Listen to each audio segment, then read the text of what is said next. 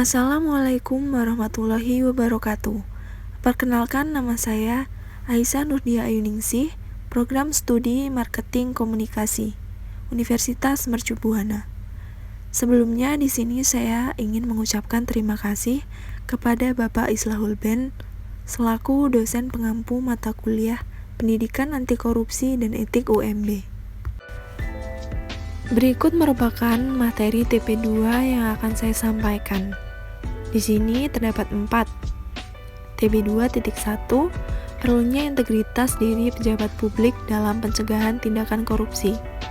TB2.2 Korupsi dalam perspektif undang-undang. TB2.3 Pencegahan korupsi pada sektor pelayanan publik.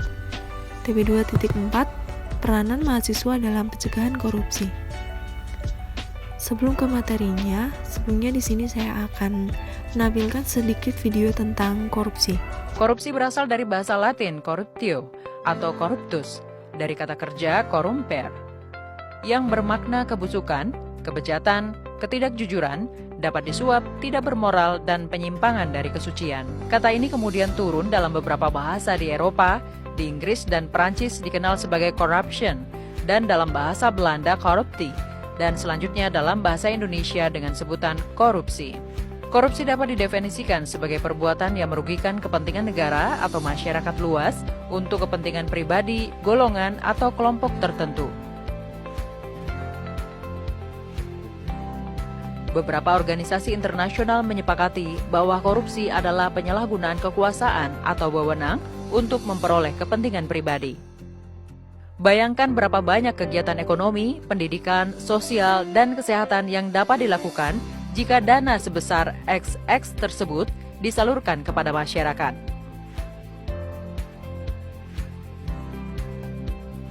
Untuk menghindari tindakan korupsi, pemerintah mengeluarkan peraturan perundang-undangan yang digunakan untuk membahas tindak pidana korupsi di Indonesia, yaitu 1.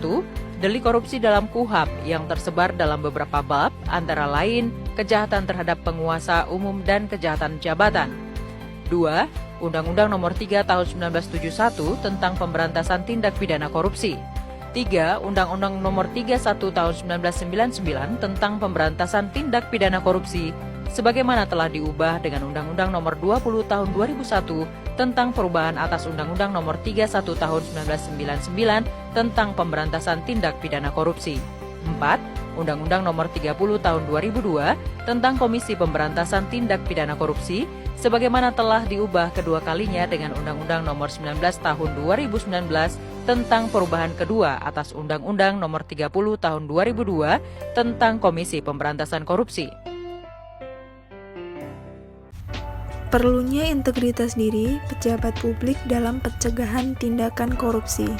Mencegah sekaligus meminimalisir tindak pidana korupsi harus wajib berintegritas tinggi. Pasalnya, pejabat publik rentan terjebak dalam tindakan pidana korupsi apabila seseorang pemimpin sebagai pemegang otoritas memiliki integritas yang rendah. Pejabat publik berintegritas memiliki keteguhan diri untuk tidak meminta atau menerima apapun dari siapapun. Jujur dan bertanggung jawab. Alasan pejabat publik harus berintegritas adalah 1. Untuk menjadi teladan karena menjunjung tinggi etik dan kejujuran. 2. Mengurangi kesempatan untuk korupsi. 3. Membangun kepercayaan masyarakat. 4. Mendukung transparansi dan akuntabilitas. 5.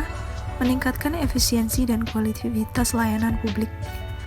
Korupsi dalam perspektif undang-undang.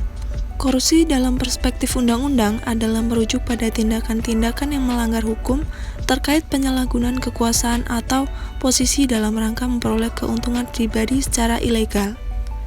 Korupsi umumnya melibatkan tindakan suap penyuapan, penggelapan, penyalahgunaan wewenang, pencucian uang, dan praktik. Praktik lain yang bertujuan untuk memperkaya diri sendiri atau pihak-pihak yang berkaitan secara tidak sah. Pencegahan korupsi pada sektor pelayanan publik. Pelayanan publik merupakan salah satu unsur penting terwujudnya good governance. Karena visi utama dalam penyelenggaraan pemerintah adalah memberikan pelayanan yang baik kepada publik. Untuk itu, pemerintah sangat berkepentingan melakukan perbaikan atas pelayanan publik selama ini. Pelayanan publik yang masih terkesan sulit dapat mengakibatkan maraknya praktek korupsi. Kasus-kasus korupsi di Indonesia didominasi oleh korupsi di sektor publik, termasuk pelayanan publik, yaitu public service delivery, di mana masyarakat berinteraksi langsung dengan pelaksanaan pelayanan publik. Pencegahan korupsi dalam sektor pelayanan publik sangat penting untuk memastikan integritas, transparansi, dan efisiensi dalam penyediaan pelayanan publik kepada masyarakat. Berikut ini adalah beberapa langkah yang dapat diambil untuk mencegah korupsi dalam sektor pelayanan publik. Di sini terdapat 7 langkah. Yang pertama, kebijakan anti korupsi.